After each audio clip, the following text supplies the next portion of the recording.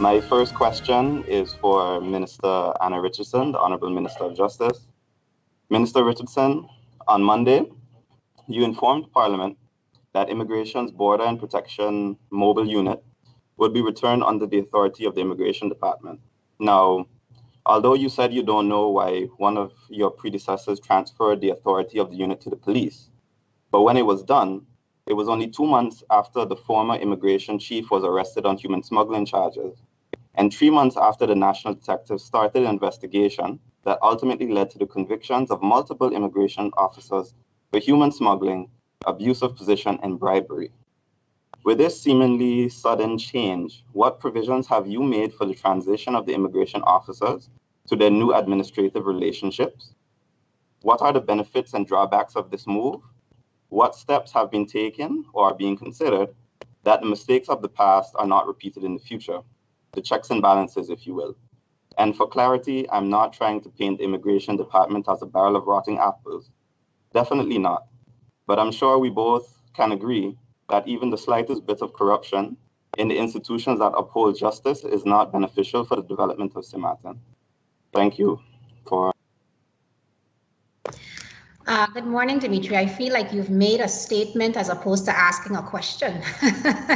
That was quite lengthy and then coupled with an opinion in the end. Nevertheless, I'll try to sum it up and maybe you can even send me your questions in writing and I can be more specific. But what I'll say is this. Whilst I recognize your point or your angle in terms of stating that there was issues within the immigration department at that time, we cannot ignore the fact that, as I indicated, even on the floor of Parliament, that the law does not, the LIOL does not prescribe for the structure to be of the immigration border to be under KPSM. So my question would be, are you seeking for us to allow it to remain as is, or should the minister take the responsibility of upgrading, improving, and enhancing the Ministry of Justice? These are the steps this minister is taking. So that's all I can give you right now, but if you would like for me to answer your specific questions, I'd be willing to receive those in writing. Thank you.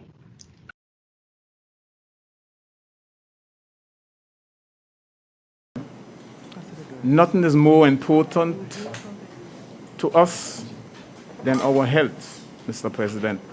Mr. President, a month ago, we all received, the councillors, an email explaining us the reason why that the meeting of the 19th of November was cancelled for sanitary reasons, Mr. President. And it was supposed to be by Zoom, according to what was said. And because they didn't have time to put it on Zoom, it was cancelled. Here we are, a month after, Mr. President, where we have many more active cases than a month ago. You said it just now. The virus is even more active now. And we are here in this hall, and I can notice no social distancing, people with masks off. Yet, a meeting, an important meeting was canceled for sanitary reasons, Mr. President. I don't understand the logic in it. I don't think we should be here today like that, in this kind of setting. It's dangerous. Mostly the points on the agenda, we can see that it's going to be a long meeting. So for more than 4 or 5 hours, we're going to be in this setting. And for what's happening around us, even here in this collectivity, in different services, we see a lot of people being contaminated. Why are we taking this risk? My question to you. We are here because we have to work for the country, but we don't have to. We can do it in a different setting, in a secure setting. That's the first thing I'm going to say. The other thing, Mr. President, in concerning this point, I'm comforted to realize that it's about 100 and something families and persons are going to be comforted with this first step. This is a very important step, is to take it from the public domain to put it into the parcels in the private domain. However, Mr. President, there's another step, and I hope it will be taken soon, sometime early next year, which is the revision of the prices. It is one thing for them to know that, okay, now they're going to be able to buy. At what price? Many poor families cannot afford, we know that, to buy at this price. The price matter, I didn't hear it in the report, colleague Yolande, but it was discussed in the last meeting, the prices. And we came to a decision on the prices in that commission.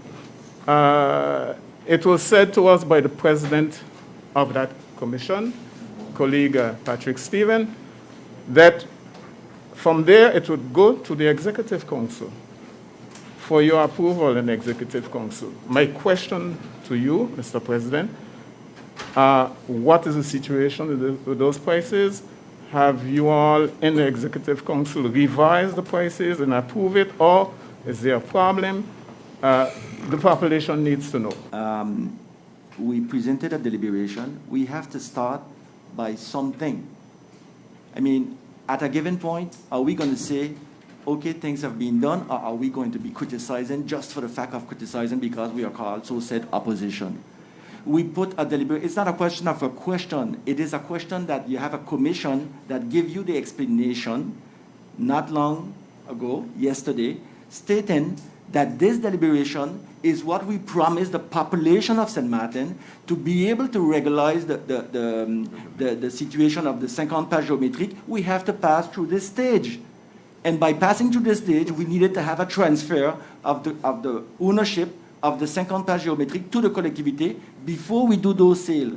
The question of the price, the question of the functioning, the question will be decided in commission as the process asks for it. Today, we are just putting up forward what we were asking for so long to be able to do the minus change, the minus sale, which I must say that what was done in the past was done illegally. And what we are doing in this mandate is constantly regulating, constantly modifying all the wrongness that was done in the past. So at a given point, Mr. Charville, it will be nice on your side to recognize and acknowledge the work that is done by this mandate and this team with the state services concerning this particular situation that we call sensitive and the demand from the population to be able to regulate. And we take the opportunity to do things on the right hand, the right way. And that's what we're doing today. We are simply attesting of the transfer of the property of the 50 pas géométriques to the collectivity. And that's what it's about. For the rest, we will continue and we will process as the law indicates us to do. There are certain things we can do, we can change. There are certain things that are written in the law that we cannot go over, and I will not go over it. So this morning, this is what the question is about. And I'm sorry that Mr. Stephen Patrick is not here. He was held by professional responsibilities at his job to explain, but he did it in commission yesterday with all the members. And I would like the population to know that when we are in Island Council, we come to conclude, but there are commissions in which we talk about things, in which we decide about things before we come to this Island Council.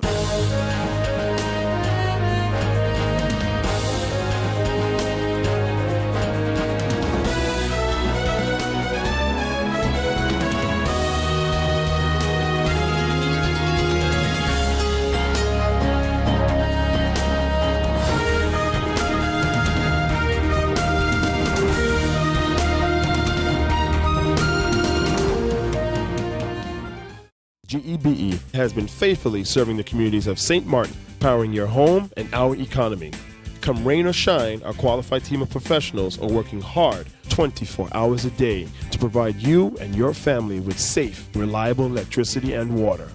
We use the latest technologies and test our products daily to maintain the highest international standards. Our friendly staff is always there to assist you, whether in person, over the phone, or online. We are committed to constantly improving our products and services, making them more efficient, effective, and environmentally friendly to serve you better today and our next generation of clients tomorrow. GEBE, powering a brighter future. Our friend Megawati is here with tips to save you energy. 1. Turn your airco temperature up. 2. Use a ceiling fan instead. 3. Buy energy-saving products. Save some green with NVGEBE.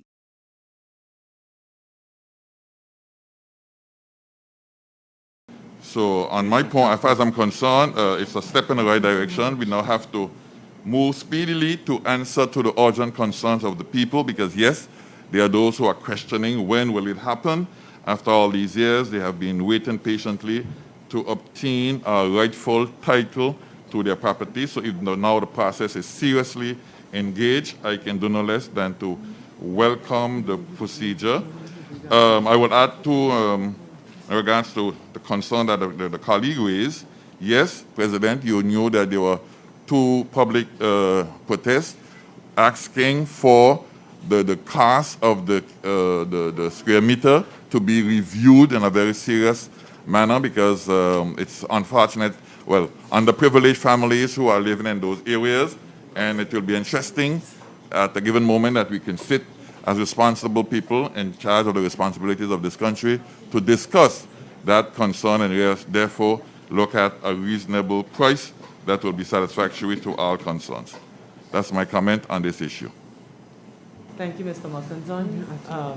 As you saw, the President stepped out just a few minutes, but I can bring a little clarification. Mr. Shalvey, you wanted to add something? Yes, thank you, Madam Vice President. Just for the record, the President maybe didn't hear what I said.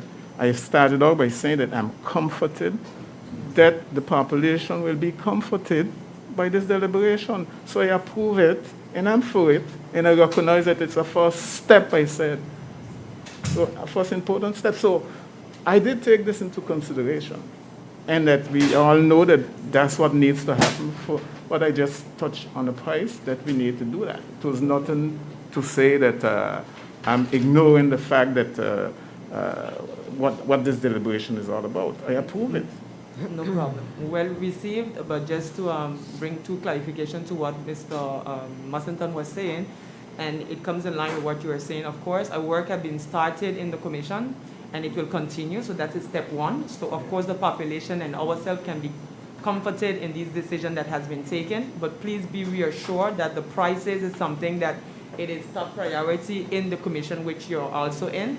And not only that, because we know what is most costly for any purchase is the notary fee, the notary fees, which the director of the PUL, along with the DGS, has confirmed last night that they are direct in contact with the director of the cadastre, who also put a disposition up front, which is possible that we can at least assist the families into purchasing these lots, but with a reasonable fee, which is very heavy for them where the notary is concerned. So just please be reassured that in the sense of this is step one, but the most difficult part, which is the price, would be revised together, and at least we're not waiting until then to have the discussion concerning the notary fees, which is costly for everyone.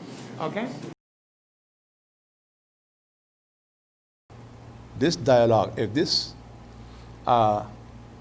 decision by government to give a subsidy by the name of a stipend, if we were involved in those discussions, it would have been a different outcome, because the employees have the individual contracts with the employer, and to support that, you have what you call a CLA, which protects and protect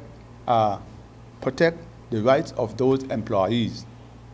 That's the reason why the employment is continued with the new owners, because in the CLA has an article that stipulate that if a new entity would take over from the employer, that the rights and benefits of those workers, they also take on the responsibility. Now, we don't have a law for that, but there's a CLA which is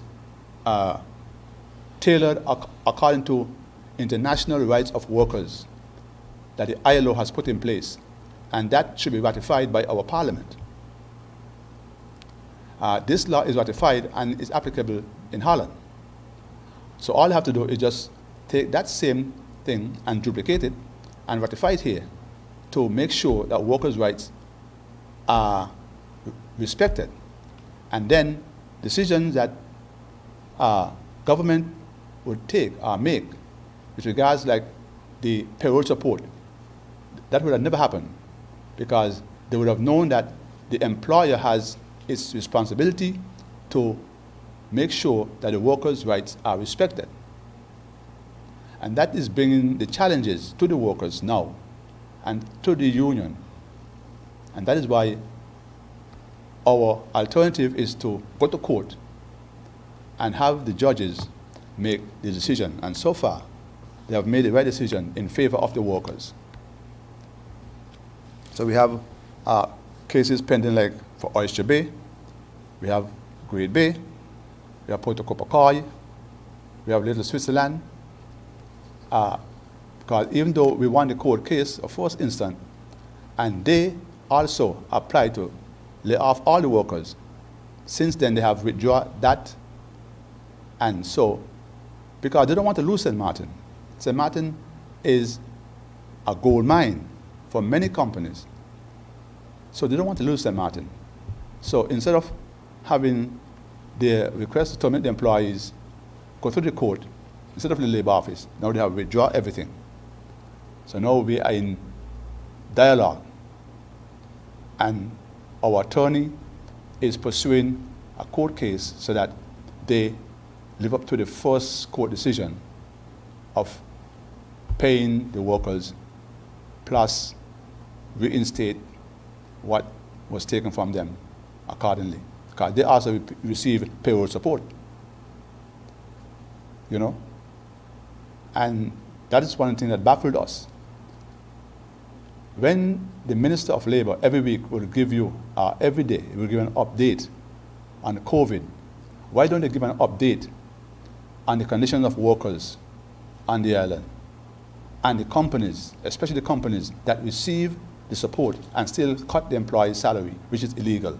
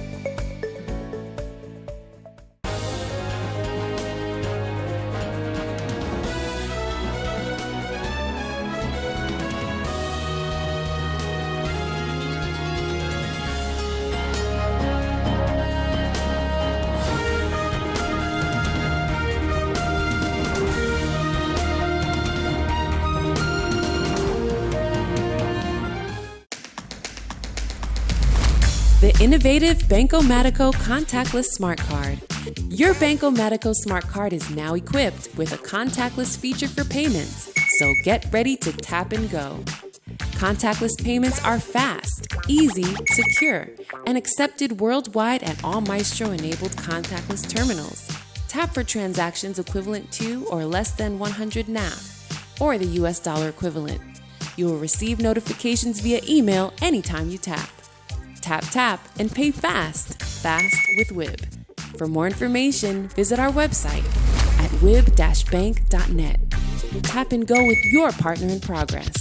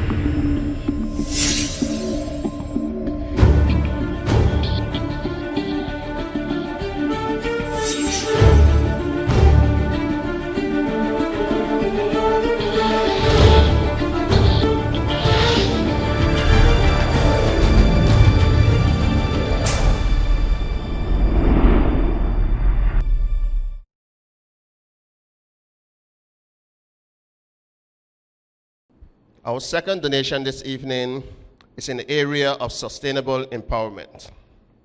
The theme, Teach Me to Face, is a sustainable empowerment goal selected by our district governor, like Maureen Graham, Progressive Melvin Jones Fellow for the 2020-2021 Lionistic year. The aim of this project is to provide the beneficiaries with requisite life skills or tools to succeed in a specific career. As per the words of our district governor, and I quote, "There's so much need in our communities, especially over the last 4 years, so by empowering people, helping them become stronger and more confident, especially in controlling their life and claiming their rights and making it sustainable so that they can maintain themselves at a certain level. We can move on to the next person in need, and in so doing, reach even more people in our community." End of quote. The St. Martin Lions Club is proud to recognize Ms. Aisha Gennaro as our Sustainable Empowerment recipient in the area of promoting self-efficiency.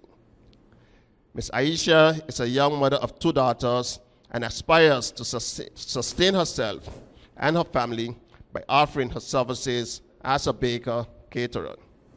She's a former student of the Sundial School on St. Martin and followed the API training on Aruba.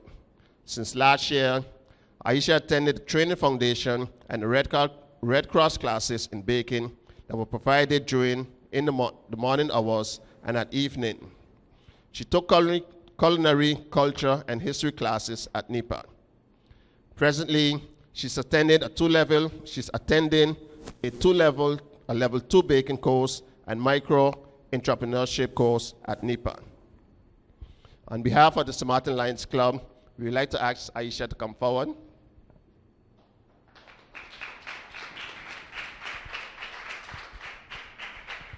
Aisha, this evening, on behalf of the St. Martin Lions Club, we would like to make a donation to you in the area that you're going in the baking pastry field. We have a donation in the form of a KitchenAid cake mixer, as well as some other cake accessories that was donated by Mrs. Veronique Gums. We do hope that these items will help you in your aspirations and development into a world-class pastry chef for St. Martin. Thank you.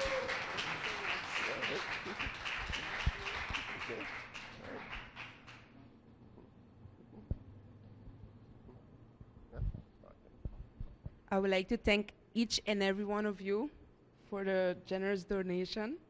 I really appreciate it. Make me want to cry. Thank you. And dedicated Lion Orly Bayran.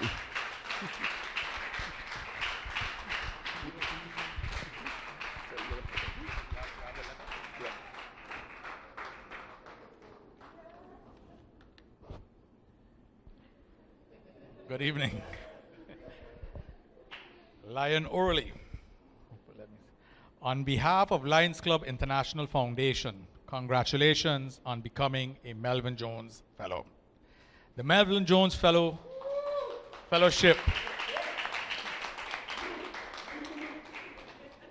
The Melvin Jones Fellowship is named for Melvin Jones, the founder of Lions Club International. It is largely due to the growth of the fellowship program that LCIF has been able to meet humanitarian needs in the communities around the world. Fellowship contributions help to bring medication to prevent river blindness to people like 67-year-old Hilario and her family, or teach children like 12-year-old Stefan to avoid drugs through Lion's Quest. Each Melvin Jones Fellow contribution can restore the sight of 167 individuals or provide Lion Quest to 67 youth. LCIF is able to continue and expand programs through the generous support of fellows such as yourself. You should take great pride in knowing you will impact so many lives, both in your immediate community and as well across the globe. As a Melvin Jones Fellow, your name has been added to our listing of all individuals in the program. During your next visit to international headquarters, I invite you to visit the LCIF room to see your name on the extensive list.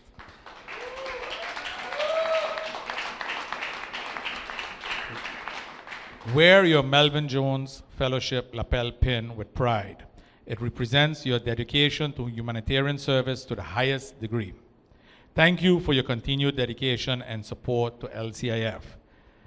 Sincerely, Gadron, you got that here.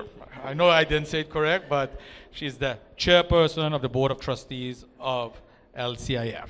I will now pin you with your Melvin Jones lapel pin.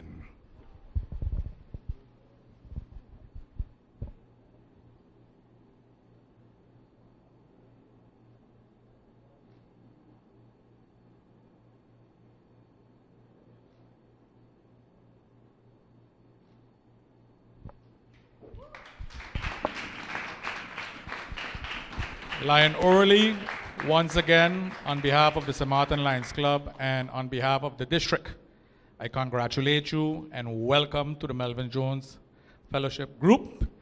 You have worked hard, as Lion President said, 6 years counting, but no problem. Welcome, enjoy it, and congrats again on behalf of Lions International.